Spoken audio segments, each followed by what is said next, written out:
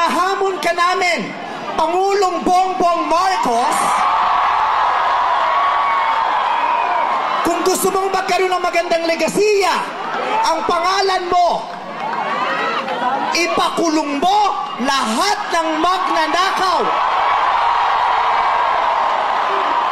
Nakatingin kami sa iyo, Pangulong Bongbong Marcos, at inaasahan ka namin, hindi dahil sa idol ka namin, kundi dahil sinaswelduhan ka namin at inaasahan namin na tutuparin mo ang inuutos naming mga employer mo. Kami ang nagpapasahod sa inyo.